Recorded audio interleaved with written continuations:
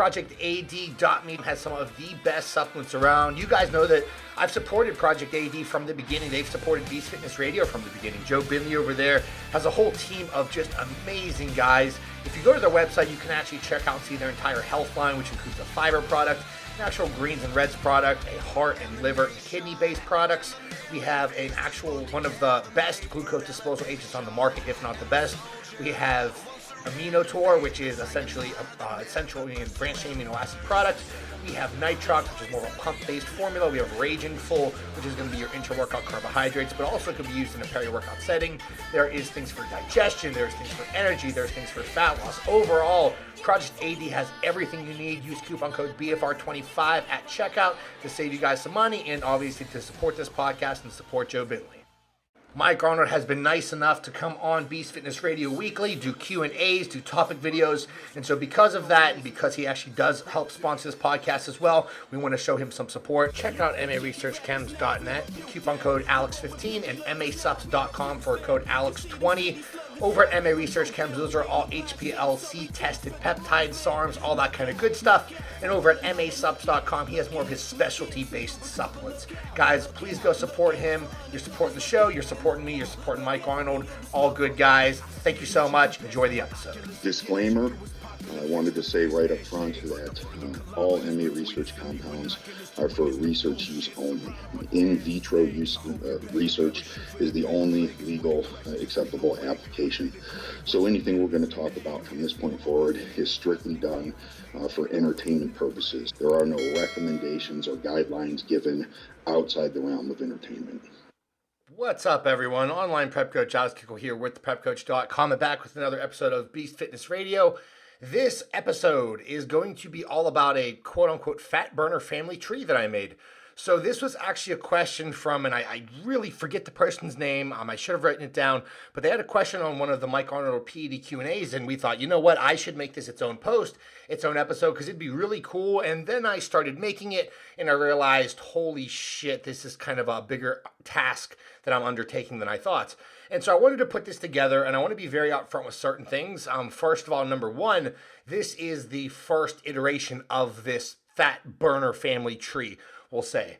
What I mean by that is there are so many different directions that we can go with this. There are so many other products, so many other categories, and so many other things that will help on this side of things that I just honestly need to get more and more time under my belt to actually just write it down. That's really all it is. But I did want to get this first kind of iteration out there and then have it kind of updated as the months go on. Again, there's other categories which I am not allowed to talk about yet because they will be, we'll say things that are going to be talked about over the next 3 to 5 years. And then there's other things where we really just need to, or at least on my end of things, I'm kind of trying to make sure that people understand, like if you look under thyroid hormone, for example, because there will be a picture posted with this and kind of breaking down this entire family tree, you see it's T2, T3, T4. T2 has absolutely zero application when there is synthetic active thyroid, and then there's also T4. But I wanted to put it in there because I knew people would ask about it. So there's things like that that may hold potential, but as of right now, I feel like are completely useless. So I'm not quite sure what to do with those things. And then there's other categories. As you're looking at this, and please bring up this picture, I'll post it up on Instagram or on my website, or my free forum, the prepcoachforum.com, so you guys can actually save this, download it, and look at it yourself. There's other categories where I literally had to start making up words. It's kind of like whenever we talk about selective androgen receptor modulators, so SARMs. SARM is the worst term for what you can name that classification of drugs. They're really more about expressing differences in genes. So if you look under here, we have food-altering drugs, which I actually stole from my good friend Andrew Triana. That is the glucose disposal agent category, but you're not just, it's not like you're taking the glucose in your body and just throwing them down in an incinerator. You are altering not only the glucose that's coming into your body, but also what's going on with the nitrogen and what's going on from an actual fatty, acid metabolism side of things. So there are a couple things that I literally had to make up words for, again, and just take other words from other people, because that's the best way to describe it. Again, whenever we're talking about anything in pharmacology, even anything with biomechanics, anything with bioenergetics, anything along those lines, the language really matters. It's very specific. So usually though you'll see people online, they'll make fun of someone and they'll say, oh, he tried to confuse me with his big words, or he doesn't whatever, he just tries to confuse me by using his big words. That's usually a common retort from people that usually don't get it, and I'm only bringing this up so it makes sense to you guys. The language matters. Terminology matters. So the person who is giving you an in-depth answer is not trying to confuse you. They're not trying to use big words. That's just the right terminology. If I say thyroid hormone, okay, well, that's a very all-encompassing term. What are we actually looking at there? Are we looking at actual active thyroid being T3? Are we looking more at, actual T4, T2? Are we looking at, and you can kind of see where I'm going with this. So terminology really does matter, and I'm going to be going into even further depth than what I'm going to be talking about, or at least what you'll see on the, quote-unquote family tree I put together. Not only that, that's the first bullet point to make sure we're all on the same page with, but the second bullet point is I have fat burner in caps and in quotes, because that is the absolute dumbest way to word this family tree, but it's the only way that I could put out there that people would understand. Because all of these are working from different pathways, different mechanisms. Again, some are involved with the gene expression, some are more involved with epinephrine, norepinephrine, some are involved with other things and hormones and pathways that are going on. But I can't have an all-encompassing term for that. So whenever you're looking at carnitine, for example, I have it labeled as an energy fluxing molecule. It has so many interactions with actual androgens. It has so many interactions with beta oxidation, so many interactions with growth factor production. How do you put that into one word to say, okay, this is an ingredient, product, compound, drug that is going to alter your physique and ultimately get you to lose body fat over the long term? So this fat burner, quote unquote, family tree, I'm only calling it a fat burner tree because that's the only way I can do where it really makes sense. But just know that all of these things do a lot more than that. And even more so than that, these are all altering a lot of other pathways. But the main goal of this is to really look at, okay, when we're going through a period of fat loss, what am I really looking at that can really help aid in that progression of the side of things? Because if you're a bodybuilder, no matter what, your goal should always be building muscle tissue year round. You should be training like you're building muscle. You should be eating like you're building muscle. But obviously, whenever you start prep, anything like that, then your focus kind of changed a bit, where now you're also focused on losing body fat and not obviously accruing any more body fat. So because of that, and with those two basic introductions out of the way, making sure we're all on the same page, I'm going to go ahead and actually start talking about this. And remember, this is definitely in no means, in no way, a completely all-inclusive guide. This will be Fat Burner Family Tree Part 1. And I want to make sure that I post up this picture, give a day for probably everyone to stew on it, and then post up the podcast afterward or something like that, just so everyone can kind of let it sink into their heads. So we're going to start off with uncouplers. So first of all, this entire category, they essentially make energy production, ATP production, very inefficient. Everyone knows that this is DNP. It's known as, obviously, it uncouples oxidative phosphorylation, but there's a lot of other ones out there that are really interesting that I don't see many people talking about. Now, whenever you look at a lot of the research, before we go into the actual names of these different ingredients and products, what we see a lot is that there's always one statement that's always made. And what they're trying to do, what the researchers have always tried to do, is try to make uncouplers work safely. So for uncouplers to work safely, they should cause uncoupling that increases very little as their concentration rises. So what that means is you get a slow, steady increase of uncoupling versus what you get with DNP, where you can just uncouple, and literally get to points wherever you can overdose and die from it. Now, whenever you look at dysregulation of that actual oxidative phosphorylation, we see that it is associated with increasing mitochondrial reactive oxygen species production. Now, it's kind of interesting because depending on which paper you read, some of the older papers really focus on that production of ROSs, so the things that causes neurodegeneration, cancer, diabetes, heart disease, all that kind of fun stuff. That's where they throw the whole mitochondrial and chemical mitochondrial uncoupler, because there are those lipolytic weak acids that transport protons into the mitochondrial matrix via that actual pathway that's independent of ATP synthase. So that actually goes ahead, it does its thing, it uncouples nutrient oxidation from ATP production, and then you see things at least going on with depolarizing with the plasma membrane and all of these other things that are really going on that cause this process to basically, again, make ATP production very inefficient. Now, is some of the newer, and I mean really newer research on uncouplers, specifically DNP, is they're actually noticing and they're actually seeing an inverse relation now where you can actually take uncouplers, DNP specifically, specifically to actually reduce the chance of having neurodegenerative diseases, heart diseases, cancers, diabetes. So before it was thought that they accelerated the production of these reactive oxidative species, and now they're starting to find out, oh, it's kind of doing the opposite. I've talked about that on DNP, and actually go back if you want to hear about the full guide to DNP. I made a complete guide about it, talked about the research, new and old, going back to all the way to Tainter and Cutting in the 30s, where they really talked about DNP. That's where they're actually studying it when it was FDA legal, and that's where they did a lot of the overdosing research. That's where they did a lot of the research that everyone's hanging their hat on now for DNP. But so fast forward, you kind of go through all of that, and then you see the fact that they were trying to make DNP better. So they were trying to make it so that that uncoupling increases very little as the concentration rises. That's where you bring BAM15. That does not actually depolarize that plasma membrane, just like DNP. And so far, one of the biggest reasons why I don't feel like that's been brought to the market, number one, a lot of people don't know about it. Number two is from what I understand, and I need to make sure I word this the right way, the price point, the production point, and then the potential of FDA intervention is kind of on the negative side. So what I mean by that is you would have to spend whatever 50 or 100 grand, and then you're taking a chance selling this product that is most likely going to be hammered down by the FDA almost immediately. Obviously, DNP sales are not legal, and so you can get really screwed on that side of the law. BAM15 is basically the same thing, only again, it's production value. It's even harder to get people to actually produce this compound. And then we have FCCP, we have other things like CCCP, BHT, BHA. You look under, and these are all under that uncoupler family. They all work a little bit differently. They all do a couple different things. If you actually look at the changes in maximum rates of mitochondrial respiration, if you look at the cytotoxicity, if you look at a couple of the other therapeutic, we'll say, perspectives of these uncouplers, makes it very interesting.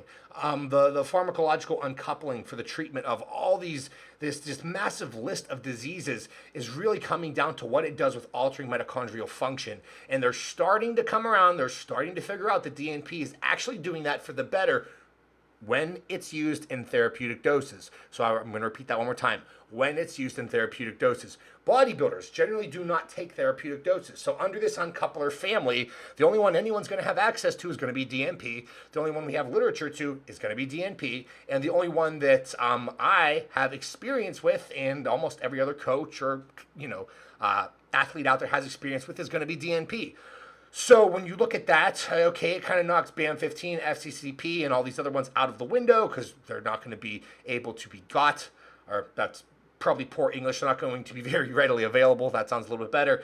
But even though they might be a little bit better on the health side of things, now we're coming to find out, okay, maybe DNP when used therapeutically can really help. Now, therapeutically with DNP, I would say the athletic range is about 1 milligram to 3 milligrams per kilogram of body weight. That generally works out to be a very, very safe dosage. So if you are a 100 kilogram athlete, then you are taking in, usually people fall in that 200 milligram range, where you get all of the beneficial effects from a fat loss standpoint. You get some of the actual benefits from a health standpoint. And then you also don't get any of the negatives. Again, if you're using an uncoupler, you need to be smart, just like anything. You can overdose on Tylenol, you can drink too much water, so you need to be very smart in that endeavor. I don't want to get into dosages, but that's a little breakdown on uncouplers as a whole, on how uncoupling works. And whenever you really get into it, the entire uncoupling process really isn't that it's not that in-depth and complicated to understand, but each of these work through a slightly different mechanism of action, even though they're doing the same ultimate goal of altering uncoupling and altering mitochondrial functioning. They have little nuances. So it's kind of like whenever they first brought anabolics to the market, they kind of got better and better over time, and they had some that just kind of fell off the wagon and were kind of crap. Same thing here with DNP and CCP and all these other ones. So we're going to leave uncouplers there. Just know all of these categories we could probably talk on for another 60 to 90 minutes very, very easily, especially with uncouplers. That is one that is a category of the fat burner family tree that I really hold close to my heart, because there is so much misinformation. If you can find the book Illegally Thin by Random Night, that was the best read of DNP that I ever saw. I think on Amazon now it's like a couple $100. But it's definitely, if you really want to understand what happened, and there is some, I don't want to say propaganda in it, but there is some conspiracy theory type stuff talked about in there, which I don't buy into, but a lot of the actual raw data about some of the population sample size and all that good stuff whenever they actually studied DMP was all in there. Then you just understand a little bit of chemistry, understand a little bit of pharmacology, talk with pharmaceutical engineers that actually manufacture uncouplers, and all these things kind of make sense. So just know that we're briefly skimming over all of these because, as you can tell, we're already 15 minutes into the episode and we just covered uncouplers. And remember, this is only going to be part one of the fat burner family tree. So next, we're going to go over to the right on that chart, and we see beta-2 adrenergic agonists. We're looking at these beta-2 adrenergic agonists. We're mainly looking at them increasing intracellular levels of CAMP, which basically has downstream effects on a lot of different things, especially if you look at protein kinase A activity. So that acts on hormone-sensitive lipase and paralipin to actually mediate lipolysis. So that can induce basically CREB phosphorylation to induce GHTBM2A. That's basically just it's just a histamine demethylase activity. So you're seeing a change there, and that actually influences PPAR alpha and uncoupling protein 1. So proteins involved in fatty acid oxidation, and guess what? Uncoupling. In this category, we have clenbuterol, and I will throw albuterol in there. I didn't put it in the chart because I look at albuterol as clen's retarded cousin. Again, if we're looking at it as a family tree, and I hope that doesn't offend anyone, but I just do not see the need for albuterol use whenever clenbuterol is very readily available and works so much better. So I don't even want to touch on albuterol for now. Looking at clen, it really does have two main mechanisms of action to induce fat loss. First is through that actual beta-2 pathway, and the second is through the actual catecholamine pathway, which we're kind of about to get to. Those pathways downregulate quickly, so obviously you need short intermittent use of a series of doses to get the most stimulation for fat loss. But remember, it also has that action, a mechanism of action to actually induce hypertrophy through that actual mTOR pathway, which actually upregulates over time. So we're looking at clen in this beta-2 adrenergic agonist category as being an anabolic, an anti-catabolic, and a quote-unquote fat burner or fat loss aid. Again, there's a lot of different ways we can go with that and other things in that category, but we're leaving it right there for now because now we have the alpha-2 adrenergic agonists, and I should probably actually take a step back. Whenever you were looking at, I'm actually going to, if you guys go ahead and go onto Instagram and look at a username by the name of Greek Spartan. He actually did a very good write-up the other day. And I say other day, it was probably 2 or 3 weeks ago, but Greek Spartan's a very smart individual, very well-spoken person, at least how he types and how he posts. And he actually had this post up, so I thought it was absolutely perfect and kind of fit in with this family tree to make sure you guys understood about fat cells. So those fat cells basically have two types of catecholamine receptors. We have that alpha, we have that beta. Again, beta, 4 receptors, alpha, really 2 receptors. We're really mostly concerned for the sake of this conversation on that alpha-2 and beta-2 adrenergic receptors. That's where, if we look at, we see catecholamines, epinephrine, norepinephrine. Those are all hormones that bind to adrenal receptors. When they actually bind to the alpha-2 receptors, they actually decrease fat mobilization. When they bind to alpha-2 receptors, they promote fat mobilization. So beta-2 break down fats from fat tissue and speed up the release of fats, and actual alpha-2 actually prevent breakdown of fats, slow it down. So when you look at, and I believe his post was actually about stubborn body fat, but I thought it kind of flowed in perfectly with here. Some areas on our bodies have more receptors of one than the others. So if we look at those stubborn fat areas, you're going to see basically more A2 receptors than B2, hence why they are stubborn. And again, go check out Greek Spartan. He did a very good job of breaking that down. And we just kind of need to know the background on all of these things so you understand why this is important. So we have that alpha-2 adrenergic agonist. We are looking specifically at yohimbine. Again, a couple other ones in that category, but we are sticking with there. It does act on serotonergic and adrenergic receptors. It regulates thermogenesis. It increases activity of adenyl cyclase and CAMP levels. And I believe those are mainly in that B1 and B2 subunits. And B3, it's less active in humans, so it really doesn't matter for the sake of our conversation. Now, the alpha subunit is kind of more suppressive of fat mobilization. So again, when they're actually activated, they reduce that activity of adenyl cyclase, which reduces CAMP levels. So again, being that yohimbine is a selective alpha-2 adrenergic receptor inactivator, it inhibits activation of the suppressive sets of receptors and therefore preserves adenylene cyclase activity and the effects mediated by the beta receptor. So you can understand why pairing of a beta 2 and an alpha 2 adrenergic agonist is going to be very beneficial. Now, these all kind of fall under similar categories of the catecholamine family, and that's why I put catecholamines in quotes as we move over to the right there on that family tree column. When you look at catecholamines, so we'll just stick with epinephrine, norepinephrine, they essentially stimulate the central nervous system, raise your metabolic rate, initiate lipolysis in actually both fatty tissue and skeletal muscle tissue. And generally, that's how we're looking at, by artificially increasing adrenaline levels, we can take advantage of this catecholamine pathway very artificially. This is where things like your DMAAs, your ephedrine, your nicotine gum, your caffeine, not nicotine gum, actually just nicotine in and of itself. And if you look at those, if you look at like DMAA, it has a couple other mechanisms of action as well, but it usually causes too much central nervous system fatigue. So in terms of using DMAA to really kind of push your catecholamine production to ultimately push lipolysis, it's probably not your favorite friend. You look at ephedrine, if you actually look at the research and studies out there, when you actually combine caffeine with it, you get about, I think it's like a 50 or 60% increase in the quote-unquote fat burning potential due to the increases in adrenaline. Now you look at nicotine. Again, this is an awesome one because it increases catecholamine release in the adrenal glands. And that happens, we see that actual fatty acid oxidative, that uncoupling protein 1 gets activated in brown and white adipose tissue. And nicotine, I've done multiple posts on that before. Go back and find those on Instagram. I probably did a podcast or two on nicotine as well. Tons of other positive interactions in terms of what it could do for a fat loss potential. And then we obviously have the standardized caffeine, like we talked about, kind of the least effective when taken in isolation, but still pretty much more superior than not taking anything from a catecholamine pathway perspective. And in that catecholamine pathway, remember, that is a very, very broad overview. All these are very, very broad overviews, simply because we can go off on a couple different tangents there. So now we'll move over to the right.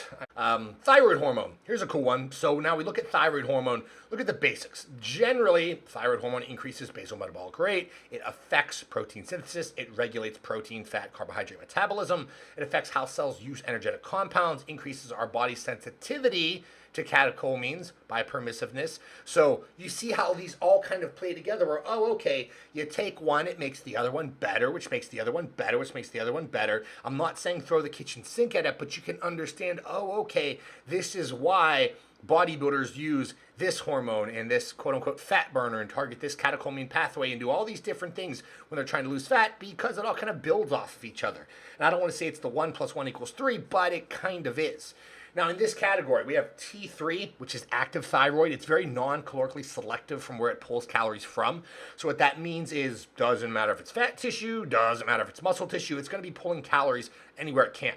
T4, that's one that produces more stable blood levels than T3, allows your body to convert as much active thyroid as it needs. So you get proper levels of reverse T3, T3 antibodies, all of those good things. Between the two, depending on the situation, the person, the blood work, this is where it's really going to depend your actual thyroid hormone use, depending on if growth hormone is in play, depending on if you are male or female.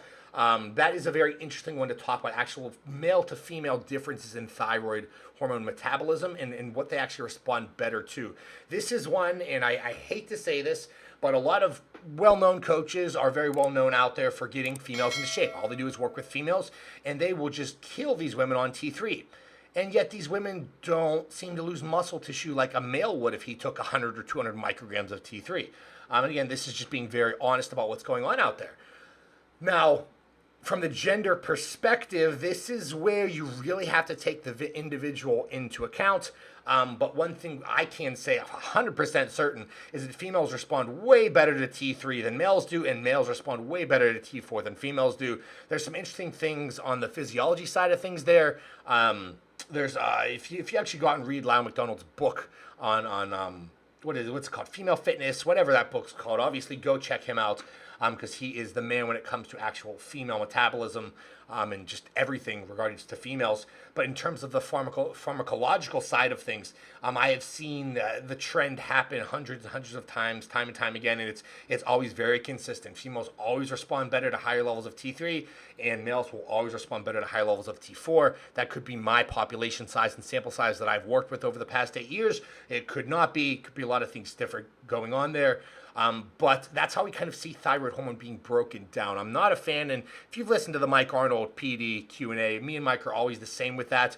We do not like having our males take anything over a placement dosage of T3, and in most situations, if you're a male, you're probably just looking at T4. And again, that's if it's needed. If you were in the off season, you're pushing up body weight, and you need to actually, you don't want to, I don't want to say burn out your thyroid over time, but you actually want to preserve your thyroid over time, then, you introduce a little bit of T4. Again, Broderick Chavez talks a lot about that. TeamEvilGSP.com, obviously go over there, give him a shout out, or, sign up, whatever. Just trying to make sure people get credit where they deserve it. So we're not talking about T2 because it has literally zero efficacy. It's kind of like the albuterol of this category, meaning T2 is kind of like the retarded son of T4 and T3 if they got married. That's probably the best way to say it. It just doesn't, it doesn't do anything better that T3 or T4 can't do. And in a lot of situations, T3 and T4 are going to be even more superior than that. So we're going to skip over to the next one. This is the PPAR mediator category. This one's tough. This one's really tough to get down into because when you look at these nuclear receptors, they're essentially regulating the expression of core clock proteins. So we see alters in gene expression. We see alters in actual fatty acid and glucose metabolism, which changes a whole list of cascades, which changes the ultimate fate. If you look at SR9009 specifically, that's a RevRB agonist. So whenever you look at PPAR alpha, PPARY, they are direct regulators of that RevRB, which is why we're classifying it under that PPAR category. Again, being that these are nuclear receptors, being that, again, if you read the research, you understand the research, you look and you see after you chemically alter activity of RevRB by synthetic agonists, you're going to start seeing all these positive alterations in gene expression from literally increases in basal oxygen consumption, decreases in lipogenesis, increased mitochondrial content. We've talked about mitochondria and how important it is before, how it's almost like, looking at muscle cells and looking at their whole myonuclear domain and content. Mitochondria is right up there with nuclei, and you just need the infrastructure to be able to build more. You see decreases in lipid storage and in white adipose tissue. You see some really awesome things going on here. And this is all mainly from a physique side of things. There are a lot of interesting things from a performance standpoint. If you look at GW 501516, that's a PPAR agonist. Again, class of ligand-dependent nuclear transcription factors that, again, are very important for metabolic homeostasis. When you overexpress PPAR delta in skeletal muscle tissue, that's whenever you really see that gene regulation pop up, jump up, and you see enhancements in lipid oxidation. Again, like we talked about the mitochondrial biogenesis. This is the category that's going to be exploding over the next 3 to 5 years. This is where they're doing all of the, how do I want to word this? They are essentially doing the gene doping. They have been doing gene doping for a very long period of time. PPAR mediators are kind of the poor man's gene doper, if that's the right way to say it, meaning the things that they're doing in a couple other places of the world are so expensive, so far beyond what any one of us listening could handle, could have access to, all that kind of stuff. But on this side of things, these PPAR mediators are kind of like the dulled down, dumbed down version. They're getting better, but they're still not at the level of certain gene doping agents that are out there. But there are some really interesting things, and that's why this entire PPAR mediator category is so intriguing to me. So go back, again, I have other podcasts on the entire complex, on all the ligands and everything's associated with that. When you look at RevRB and actual PPAR, there are a lot of different subcategories, and I've talked about them before. Specifically, actually, I've talked about them with incretin hormones. That was one thing that I recorded an episode on incretin hormones that I actually wanted to get out there for actually Joe Binley, the actual owner of Project AD. And we were talking about GIP and GLP, and whenever you look at these and their interactions, it's very interesting because you see interactions with those incretin hormones with the obvious somatropic pathways. You look at them, their interactions with androgen receptors, and then you look at them with their interactions with estrogen receptors, and you start looking at these incretin hormones and what else they are doing in the body, and you start seeing PPAR, and you start seeing all of these other things like RevRB, we'll say, synthetic activation being altered depending on which route of administration you're going with utilizing in, I don't want to say utilizing, but with how you're actually altering incretin hormones themselves. So again, that's a topic for a whole nother video, but just know that that's a real topic that we can talk about coming up. Again, very, very specific, so please don't misquote me on any of that. I need to give it its just due.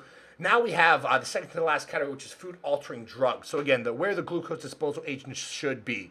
A lot of people probably don't expect to see this on here because they'll probably throw this under the same category as yohimbine. But when you really look and when you really understand glucose disposal agents or food-altering drugs in this case, when you really understand the little things like yohimbine, these are the things that help more than you can imagine. What we're essentially doing is we're regulating energy expression. So we're adjusting nutrient utilization. So that's going to change the ultimate ending fate of where these calories are actually being utilized, where these macronutrients, nitrogen, fatty acids, how glucose is being stored. And then we undulate acute autonomics. So how we're actually utilizing blood sugars, where our blood sugars are at on an hour-to-hour basis, where our actual, we'll say fatty acid metabolism is at on an hour-to-hour basis. This is where you have things with that energy regulation with AMPK. This is where you can really see things like if you change the momentary autonomics in the vagus nerve, and you see the things with indigestion, disruption in actual heart rate, which disrupts the actual ending fate of foods. That was actually an example, again, from my good friend Andrew Triana. It's very, very interesting because you go down this list and look at chromium, for example, and its ability to enhance insulin receptor functionality. I've talked about chromium. I've posted multiple articles on chromium before. We look at berberine, we look at ALA, creatine, cinnamon, fenugreek. This list could go on and on. This is why I'm such a big fan of these food-altering drugs, because these are the things that changes on the acute setting that add up to long-term beneficial changes in fates. Again, this is a category that deserves its own discussion, but I feel like I have covered glucose disposal agents, food-altering drugs multiple times in the past. So with that, we are actually going to move on to the last one. As you guys know, it wouldn't be a podcast if I didn't bring up carnitine. So this is where I labeled it, and again, some of these words I just made up. I'll be 100% honest, because there's no other way to really describe them. When you look at injectable L-carnitine, it really is an energy fluxing molecule more than anything else. You see cofactors in positive energy fluxing states. So we can see a prevention and increase in plasma-free fatty acids. Whenever you actually see that, it's actually... So rewind a little bit, and if you actually look at the main cause of diabetes and insulin resistance, it's actually that increase in plasma-free fatty acids. We see its actual ability to stimulate AMPK-mediated glucose uptake and can actually regulate TNF-alpha suppressive effects on glucose uptake. We see shuttling of acetyl and acetyl groups out of the cell and into the plasma, which actually is excreted, so that's that fatty acid dumping phenomenon. We have, and if you actually look at that, actually acetyl and acetyl groups within skeletal muscle tissue, it actually makes the muscle insulin resistant. So we're basically not allowing them to build up, therefore preventing insulin resistance in the muscle, and we can actually increase our musculature via that way. Other things that it does, I mean, you can go down the list, and if you look at what it does, is it actually changes. So if we look at how it interacts with androgen receptor affinity and binding constant, as well as translocation speed. So affinity is how likely the drug's going to tether to the receptor and goes in with less effort. Binding constant is how easily it tethers back out of the receptor. So carnitine improves the binding constant by lowering the binding and allows the next drug to come in and send its signal. Then we have increased levels of IGF-BP3, so binding protein 3, which actually increase IGF-1 and 2. We have its ability to actually enhance oxygenation of musculature. So there's actually some nitric oxide pathways going on there that lower creatine kinase, myoglobin, fatty acid binding proteins, which actually enhance recovery from exercise and actually increasing workout volume potentials. There is interactions with carnitine, its ability to actually enhance the actions of erythropoietin, so actually augmentations of bone marrow cell proliferation. If you look at its ability to, we'll say, push beta oxidation in a more favorable position, there's a lot of awesome things going there. If you look at what it has the potential to do with some thyroid interactions, that's actually a very small potential, but I want to make sure I brought it up.